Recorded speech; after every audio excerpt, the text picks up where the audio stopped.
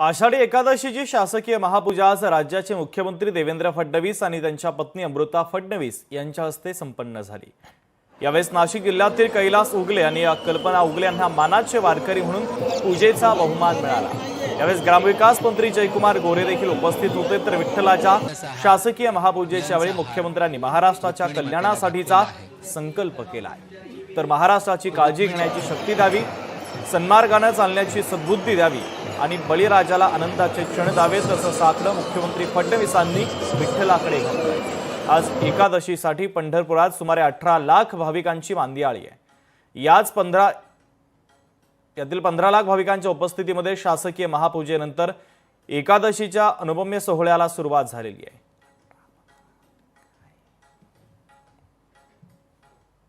शेतकऱ्याचं कल्याणच मागितलेलं आहे। त्याच्यामुळे ज्या ज्या गोष्टीत शेतकऱ्याचं कल्याण असेल त्या सगळ्या गोष्टी माझ्या हातून व्हाव्यात अशी विठ्ठलचरणी प्रार्थना केली।